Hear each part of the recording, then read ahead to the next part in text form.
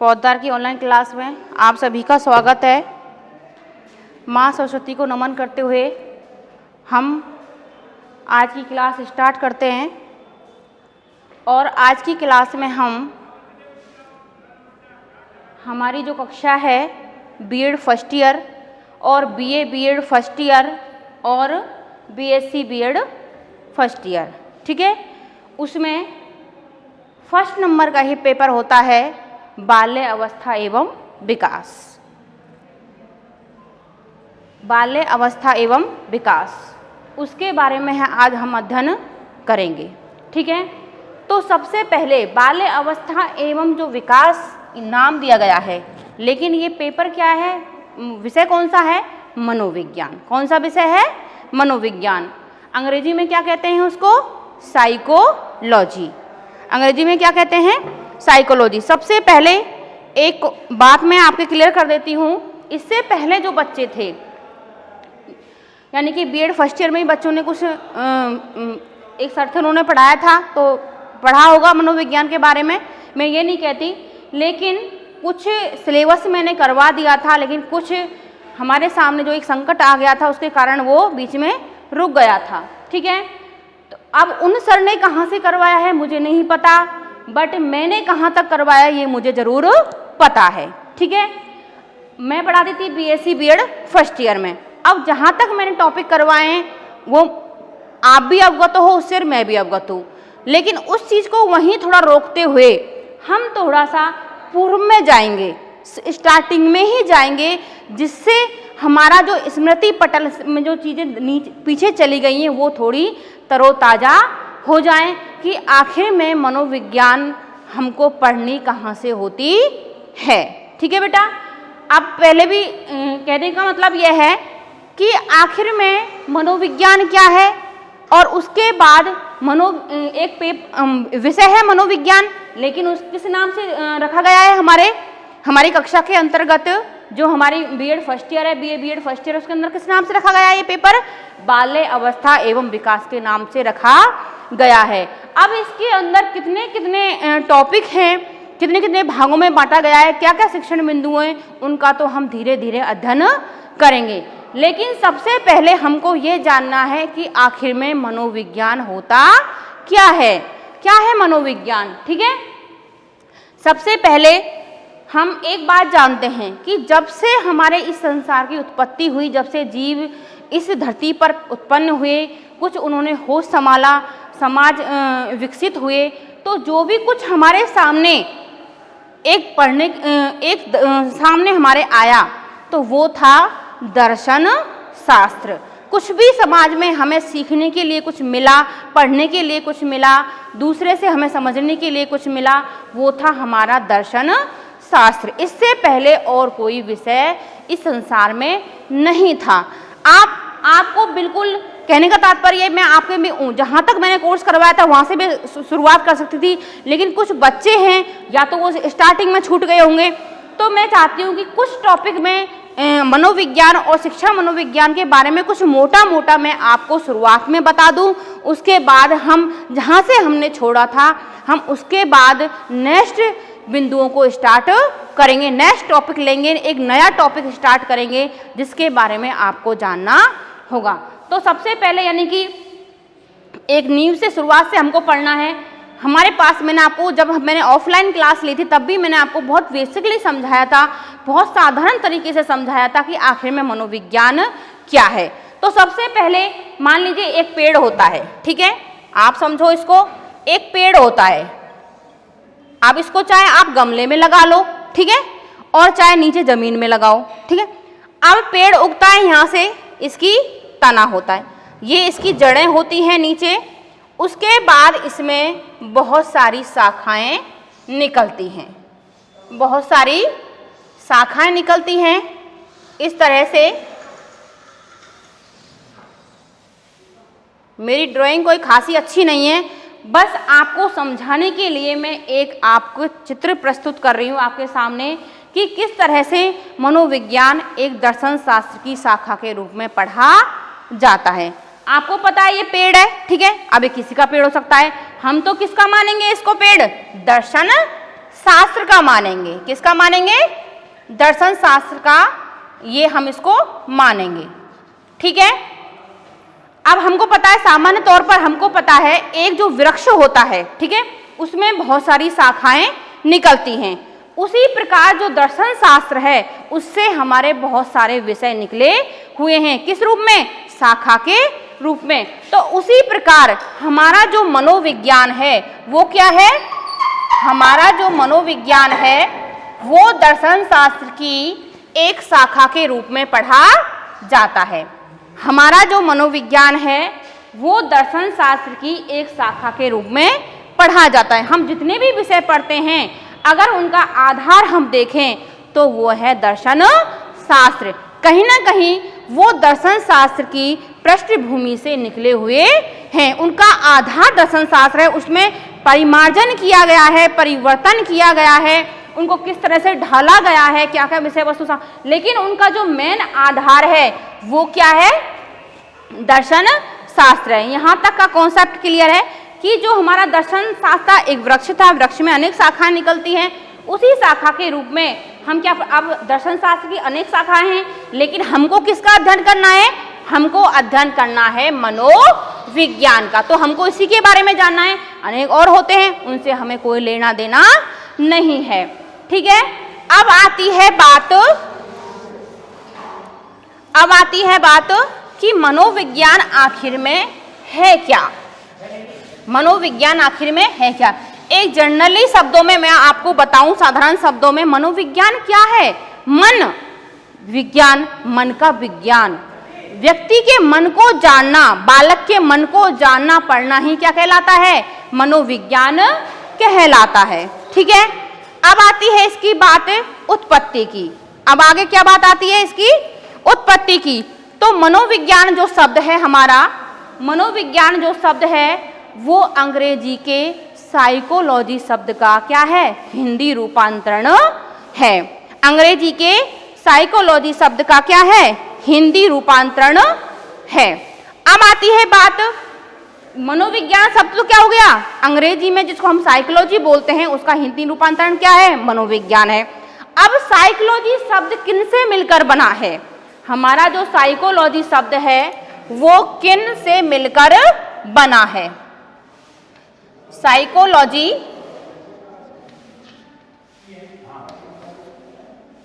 हमारा जो साइकोलॉजी शब्द है वो किन से मिलकर बना है? ठीक है। ये साइकोलॉजी शब्द है, इसका हिंदी रूपांतरण क्या है? मनोविज्ञान है। ठीक है। ये दो शब्दों से मिलकर बना है। ये लैटिन भाषा के दो शब्दों से मिलकर बना है, जिसको हम कहते हैं साइकी। क्या कहते हैं? Psyche plus logos. क्या कहते हैं इसको हम? Psyche plus logos. ठीक है। अब इसमें फिर इसका हिंदी में अर्थ क्या होता है? तो साइकी का अर्थ होता है आत्मा। क्या होता है? आत्मा। और लॉगस का होता है अध्ययन। लॉगस का क्या अर्थ होता है? अध्ययन। तो सबसे पहले जो हमारा दर्शन शास्त्र है वो क्या धर्म की बात करता है। ठीक है। दर्शन शास्त्र में कौन, क्या, कब, कहाँ, यही सवाल घूमते रहते हैं। ये कहाँ से पैदा हुआ, ये कहाँ से उत्पन्न हुआ, ये कहाँ चला गया, ये कैसा है, ये ऐसा क्यों है। तो यानी कि जो हमारा साइकोलॉजी शब्द है दो शब्दों से मिलकर बना है, साइकी प्लस लॉगस। साइकी का अर्थ होता है आत्मा और लॉगस का अर्थ होता है अध्ययन करना। ठीक है। तो स्टार्टिंग में, क्योंकि ये दर्शन शास्त्र से निकला हुआ है, तो सर्वप्रथम सबसे पहले, अब एक और बात मैं बताऊंगी यहाँ पर, जो मनोविज्ञान की उत्पत्ति के बारे में, यानी कि फर्स्ट में, स्टार्टिंग में जब मनोविज्ञान एक शाखा के रूप में, दर्शन शास्त्र की एक शाखा के रूप में उभरकर हमारे सामने आया था, तो उस समय इसका स्वरूप क्या था और वर्तमान में इसका स्वरूप क्या है, उसमें हमारे सामने शताब्दियां आती हैं। क्या आती हैं? शताब्दियां आती है। थोड़ी सी हम साइड में इनकी बात करते हैं, उसके सामने हमारे सामने क्या आती हैं? शताब्दियां आती हैं। तो पहली शताब्दी कौन सी है? 16वीं शताब्दी। ठीक है। उसके बाद हमारे पास है 17वीं शताब्दी। मैं पूरा बताऊंगी अभी आपको। ठीक है। 17वीं शताब्दी। उसके बाद हमारे पास आती है 18वीं शताब्दी। इनकी शताब्दियों की हम बात करेंगे। 18वीं शताब्दी, उसके बाद आती है हमारे पास 19वीं शताब्दी, 19वीं शताब्दी, और उसके बाद आती है हमारे पास 20वीं शताब्दी। ठीक है, इन सारे शताब्दियों की बात भी हम करेंगे कि 16वीं शताब्दी में मनोविज्ञान का क्या स्वरूप था, 17वीं शताब्दी में मनोविज्ञान का क्या स्वरूप था, और 18वीं शताब्दी में मनोविज्ञान का क्या स्वरूप था, 19वीं शताब्दी में मनोविज्ञान क्या थी, और वर्तमान में मनोविज्ञान का यानी कि 20वीं शताब्दी में जो उसके बाद 20वीं शताब्दी में क्या है और वर्तमान में क्या है, सारे कॉन्सेप्ट को हम समझेंगे, एक क्रम से हम समझेंगे, क्रम से पढ़ेंगे तो सारी बात हमको समझ में आएगी। बस आपसे मेरी ये चाहे उसको निवेदन समझ लो कि सकारात्मक होते हुए बड़े ध्यान से आपको प्रत्येक टॉपिक को समझना है। ठीक है, यहाँ तक की बात हो गई आत्मा अध्ययन यानी कि आत्मा का अध्ययन। ये ऐसा होता है आत्मा का अध्ययन। तो मनोविज्ञान का अर्थ क्या हो गया, साइकोलॉजी शब्द क्या हो गया, आत्मा का अध्ययन करना। मनोविज्ञान का अर्थ क्या हो गया, मनोविज्ञान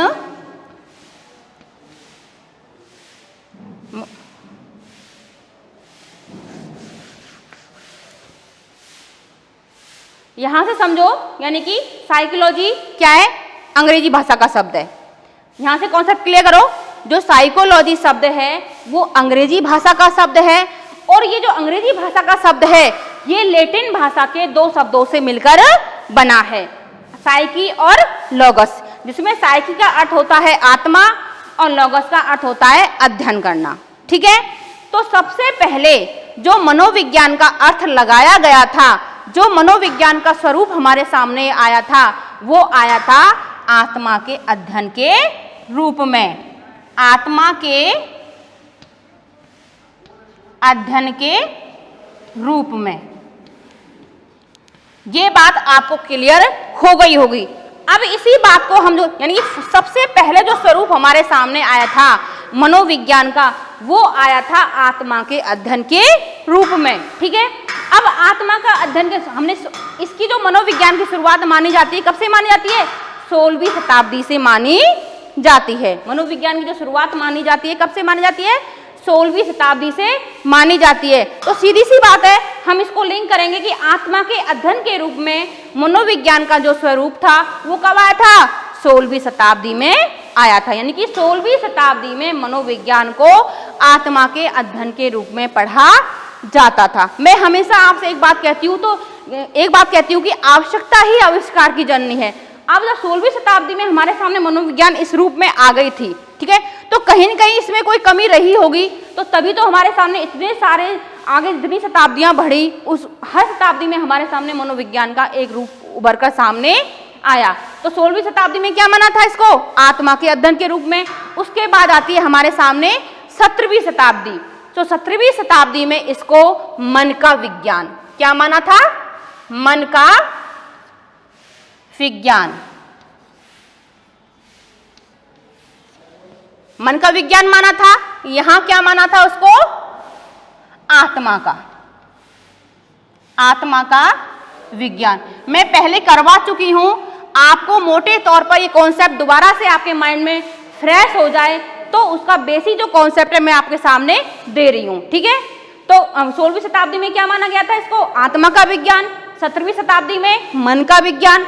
अब बात आती है कि 16वीं शताब्दी में, यहां से इसको साफ करती हूँ, आपने नोट कर लिया होगा, लेकिन आगे लिखने के लिए मुझे यहां से इसको साफ करना पड़ेगा। ठीक है,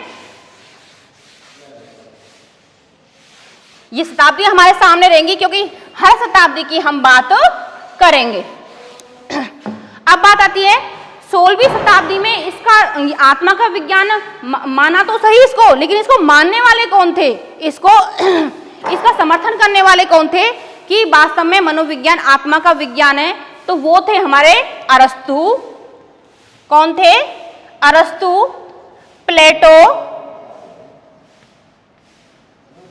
प्लेटो और डेकार्टे। क्या नाम देंगे उनको हम, डेकार्टे। ठीक है, ये थे हमारे, ये क्या थे, ये दर्शन शास्त्री थे। क्या थे, शिक्षा शास्त्री भी थे ये और दर्शन शास्त्री भी थे। इनको हम मनोवैज्ञानिक नहीं कहेंगे। ये मनोविज्ञान को दर्शन का समर्थन करने वाले थे, लेकिन मनोविज्ञान को जब एक शाखा के रूप में जब इसको अलग किया गया था, तो मनोविज्ञान की जो परिभाषा दी थी, मनोविज्ञान को जिस रूप में इन्होंने स्वीकार किया था, वो किया था आत्मा के अध्ययन के रूप में। क्योंकि दर्शन शास्त्र में किसकी बात की जाती है? आत्मा परमात्मा की ही बातें की जाती हैं कि आत्मा क्या है, कहाँ से आई, क्या स्वरूप है उसका। लेकिन अब बात आती है आगे कि इसको फिर अब क्यों नहीं माना जाता, यानी कि फिर उसके बाद इतनी शताब्दियों में इसका जो स्वरूप चेंज क्यों हो गया? क्यों? देखो, अरस्तु, प्लेटो, डेकार्टे इनको समर्थन करने वाले थे, लेकिन समर्थन तो इन्होंने कर दिया, लेकिन ये आत्मा का स्वरूप समझाने में सक्षम नहीं हो सके। आत्मा को हमारे सामने सिद्ध करने में, बताने में, उसका स्वरूप बताने में, क्या है आत्मा, कहाँ से आई, क्या उसको हम छू सकते हैं, महसूस कर सकते हैं, तो इसको ये समझा नहीं पाए, इसको हमारे सामने वो एक्सप्लेन नहीं कर पाए कि वास्तव में आत्मा होती क्या है। जब वो समाज में इस बात को एक्सप्लेन नहीं कर पाए, समझा नहीं पाए, तो आगे जाके शिक्षा शास्त्रियों ने, मनोवैज्ञानिकों ने इस परिभाषा को क्या कर दिया?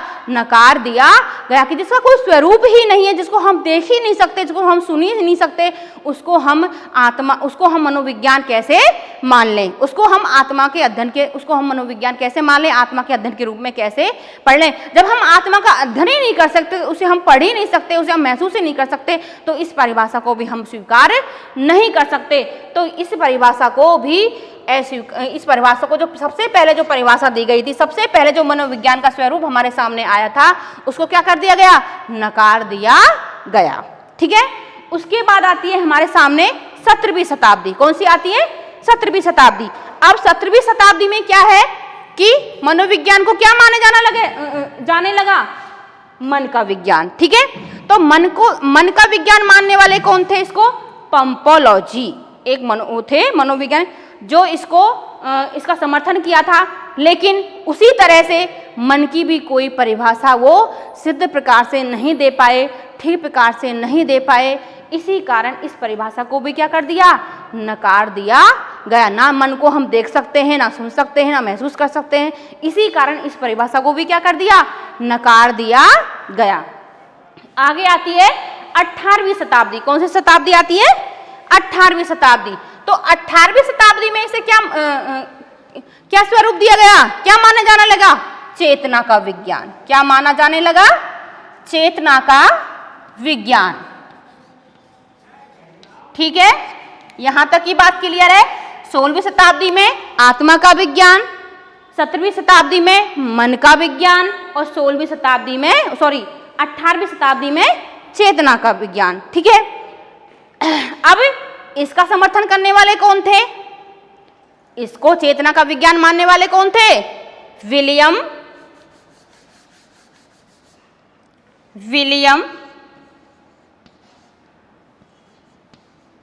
जेम्स।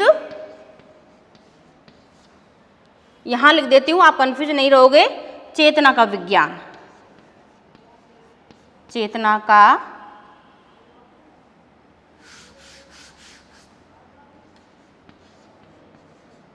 विज्ञान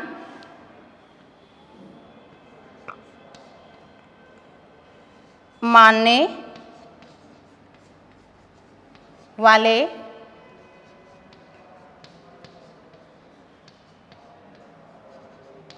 मनोवैज्ञानिक कौन है?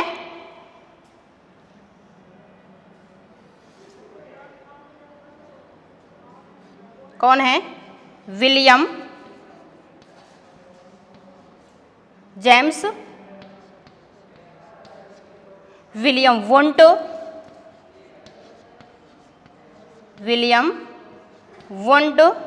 और टिचनर। ठीक है।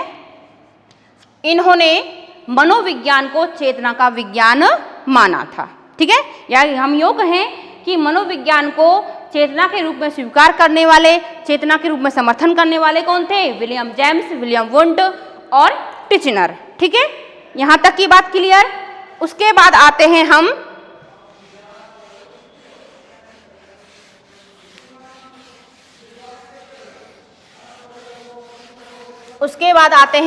अब बात आती है चेतना।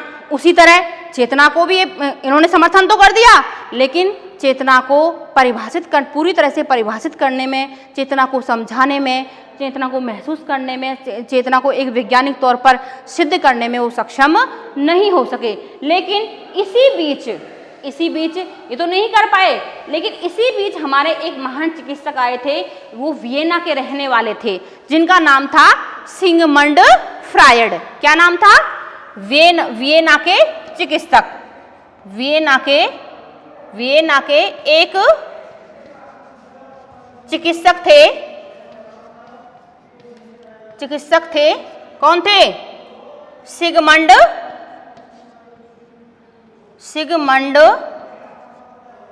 फ्रायड। ठीक है, सिगमंड फ्रायड। इन्होंने यहां थोड़ी सी इस चेतन रूप में इन्होंने माना था, इस चेतना को 3 स्तरों पर विभाजित किया। उन्होंने चेतना के 3 स्तर बताए। किन्होंने बताए थे? सिगमंड फ्रायड ने चेतना के कितने स्तर बताए थे? 3 स्तर बताए थे। पहला कौन सा? चेतन स्तर। दूसरा बताया था अर्धचेतन। ठीक है, और तीसरा बताया था अवचेतन। अवचेतन कह लो इसको या अचेतन कह लो। अब इनको थोड़ा सा समझना, अचेतन कह लो। ठीक है, बहुत अच्छे, मतलब ये बहुत बार इनको पूछा जाता है कि जो सिगमंड फ्रायड ने जो चेतन के स्तर बताए हैं वो कौन कौन से हैं, उनका आप डिस्क्राइब कीजिए, उनका विस्तार से समझाइए। ठीक है, तो आप थोड़ा सा इनको समझिए कि चेतन स्तर क्या होता है, अर्धचेतन स्तर क्या होता है, और अवचेतन या अचेतन स्तर क्या होता है। ठीक है, तो इनके अनुसार, ना मेरे अनुसार, हमेशा कहती हूँ, ना आपके अनुसार, सिगमंड फ्रायड के अनुसार चेतन के कितने स्तर होते हैं? 3 स्तर होते हैं। कितने स्तर होते हैं? 3 स्तर होते हैं, चेतन, अर्धचेतन और अवचेतन। ठीक है, अब इनको हमें समझना है। मान लीजिए हम एक रेशो निकालते हैं, या तो 100 में से निकालते हैं, हम 10 में से निकालते हैं। मान लीजिए हमारे माइंड का कितना %, हम जितना भी हमारे अंदर माइंड है वो पूरा कितना 10% है या 100% है, 10% लगाते हैं हम, मान लीजिए हमारे अंदर, तो 10% में से जो चेतन अवस्था होती है, ठीक है, वो यहाँ हम जो कहेंगे 1% होती है। कितनी होती है? 1% होती है। और यहाँ पर कितना होता है उसका? 9/10 भाग। अब थोड़ी सी बात आप ये मतलब कर रही होगी, मैडम ने क्या लिख दिया, क्या समझे हम इसको? समझो। ठीक है, चेतन स्तर, आप कोई भी कार्य करते हो, मान लीजिए अभी आपने खाना खाया, अभी आपने क्या सब्जी खाई, वो आपके चेतन अवस्था है। आपने कितनी चपाती खाई, अभी आपने कौन सा लेसन पढ़ा, अभी आप कहाँ पे गए, बाहर अपने गार्डन में घूमने गए, अभी आप कहाँ पे हो? ताजमहल के अंदर हो। ठीक है ना, तो वो चेतन अवस्था में, चेतन स्तर के रूप में है कि आपके सामने चेतना में है, वो बिल्कुल क्लियर है आपके सामने। अभी आपसे कोई पूछेगा तुरंत आप बता दोगे ताजमहल ऐसा है, ये इतनी चीजें, इसमें ये है, वो है, इतना अच्छा लगा, वो चेतन अवस्था हो गई। ठीक है, अवस्था भी कह सकते हैं इसको, चेतन स्तर भी कह सकते हैं। तो उनके अनुसार यानी कि चेतन अवस्था में, चेतन स्तर पर हमारा माइंड 1% ही कार्य करता है। हमारे दिमाग का हम 1% ही चेतन अवस्था में कार्य करते हैं, बाकी तो सारा कहाँ होता है? अचेतन में होता है। अब इन दोनों के जो बीच की अवस्था है, चेतन और अचेतन के जो बीच की अवस्था है, उसे हम क्या कहते हैं? अर्धचेतन कहते हैं। क्या कहते हैं? अर्धचेतन है। समझो। ठीक है, चेतन का हमने समझा, अभी आपने लेसन पढ़ा, आपने 4 लाइन पढ़ी, तुरंत आपको याद है कि मैंने इसमें ये पढ़ा है। अभी आपने कोई पिक्चर देखी, बुक के अंदर कोई पिक्चर देखी, तुरंत आपको पता है उसमें इस तरह की पिक्चर है, ऐसा स्ट्रक्चर बना हुआ है। लेकिन जैसे ही आपने 2 घंटे बाद, 4 घंटे बाद, नेक्स्ट डे जब आपने उस चीज को छोड़ दिया, तो वो चीज कहाँ चली जाती है? अचेतन में चली जाती है। ठीक है, अब अचेतन में कैसे चली जाती है? बहुत एक नया कॉन्सेप्ट है आपके लिए, लेकिन आपको समझना है और आसानी से आपको समझ में आएगा। मैं एग्जांपल से समझाऊंगी, आपको आसानी से समझ में आएगा। अभी मैंने आपको बताया चेतन क्या होता है, चेतन अवस्था में आप कैसे कार्य करते हो। ठीक है, अब बात आती है, आपने उसको छोड़ दिया, आपने कोई लेसन पढ़ा, याद करके छोड़ दिया, अब वो बात कहाँ चली गई? आप क्या उसको लेके घूमते रहोगे भी? हमको अभी प्रेजेंट कितनी बातों को याद रखोगे आप? प्रेजेंट उसमें चेतन में कितनी रखोगे? वो जैसे ही आपने उन चीजों को छोड़ दिया, वो कहाँ चली जाती हैं? अचेतन में चली जाती हैं या अवचेतन स्तर पर चली जाती हैं। जैसे ही उससे संबंधित कोई वाक्यांश छिड़ता है उस बात से, मान लीजिए आप ताजमहल देख कर आए, ठीक है, तभी आपसे कुछ पूछा, आपने तुरंत बता दिया, लेकिन आप ताजमहल देख के, आपको ताजमहल देख के 6 महीने हो गए, तो वो ताजमहल की जो स्मृति थी, ताजमहल की जो बातें थी, वो कहाँ चली गई? अचेतन में चली गई। वो आपने समेट के रख दी माइंड में, जो आपका जो माइंड का अचेतन स्तर है, अचेतन अवस्था है, उसमें वो चली गई। लेकिन जैसे ही आपसे किसी ने उसके बारे में पूछा, ठीक है ना, आप हम क्या ताजमहल को लेकर घूम रहे थे? क्या ताजमहल को पकड़ के घूम रहे थे वहां से लाके कि ताजमहल हमारे पास ही लगा हुआ है, उसको हम देखते हैं, अभी हमसे कुछ पूछ लो? नहीं, आप देखा है, ठीक है, लेकिन उसके बाद जो उसकी स्मृति कहाँ चली गई? अचेतन में चली गई, ठीक है। अब जब उसके संबंधित आप कहीं किसी ग्रुप में बैठे हो, या फिर आप कहीं पे भी रिलेशन में गए हो, या फिर कहीं पड़ोस में आप कोई बात छिड़ी कि हम भी ताजमहल देख के आए, तो तुरंत आपके माइंड में वो बातें कहाँ आती हैं? चेतन में आती हैं। अब चेतन में आ जाती है तो चेतन हो गया, लेकिन कई बार क्या होता है, हम बातों को भूल जाते हैं, हमें लगता है हमने ये चीज, उसमें ये भी था, उसमें ये भी था, तो वो क्या है? अब बीच की अवस्था चेतन में आ गई तो चेतन हो गया। अब यहाँ बात है तो यहाँ तो है ही वो, लेकिन आप तुरंत उस चीज को एज इट इज ले आए तो वो चेतन में आ गई। लेकिन आप जैसे ही उसको, उसमें ये भी था, आप भूल गए, अरे ये भी था, आप सोचने लग जाते हो तुरंत, ठीक है, आप उसको याद करते हो, भूल गए, कुछ बात याद रहे, कुछ आप उसमें से भूल गए, तो वो क्या कहलाएंगी बेटा? आपकी अर्धचेतन में कहलाएंगी। वो बात, वो अवस्था कौन सी कहलाएगी? आपकी अर्धचेतन कहलाएगी, कि कुछ बातें तो आपको याद हैं और कुछ बातें आप भूल गए। ऐसा ही आपके साथ कहाँ होता है? एग्जाम हॉल में होता है। आपने चैप्टर पढ़ा, याद कर लिया, जब आप याद कर रहे पढ़ रहे थे, आपके सामने वो याद हो रहा था और आपको पूरी तरह से याद था, लेकिन जैसे ही उसको समय बीता, 2 दिन हुए, 4 दिन हुए, 10 दिन हुए, 5 दिन हुए, महीना हुआ, आपकी वो बातें कहाँ चली गई? अचेतन में चली गई। जैसे ही आप एग्जाम हॉल में गए, जो टॉपिक आपने पढ़ा उससे समझ कोई प्रश्न आया, तो वो बात फिर आपके कहाँ लाते हो? आप उसको चेतन में लाते हो। अगर आप पूरी तरह से चेतन में ले आए तो चेतन स्तर पर, चेतन पर आ गई वो। अगर आप उसको भूलते हो, अगर आप उसको भूलते हो, कुछ याद आती है आपको, कुछ आप उसमें से भूल जाते हो, तो वो कहलाती है आपकी अर्धचेतन अवस्था, ठीक है ना। तो हकला जाते, कई बार आपको बोल रहे हो लेकिन वो नाम आपके मुंह पे आ रहा है, जब आपकी जबान पे आ रहा है, लेकिन भूल नहीं पा रहा है, तो कौन सी अवस्था है? अर्धचेतन अवस्था है। तो मेरे हिसाब से आपको ये तीनों बातें अच्छी प्रकार से समझ में आ गई होंगी, ठीक है ना। चेतन, अर्धचेतन और अवचेतन, इनको इन तीनों स्तरों को लेकर बच्चे बहुत कंफ्यूज रहते हैं कि आखिर में चेतन क्या होता है, अर्धचेतन क्या है और अवचेतन क्या है, ठीक है ना। अब और एग्जांपल मैं आपको देती हूँ, जैसे मान लीजिए, अब इसमें देखो, इसमें जो प्रेजेंट में आपने जो भी अनुभव लिया है वो प्रेजेंट में आपके साथ है। वो प्रसन्न भरा कोई भी वाक्यांश है या दुखी भरा कोई भी वाक्यांश है, आप एक्स प्रेजेंट में उसका समाधान कर रहे हो, ठीक है ना।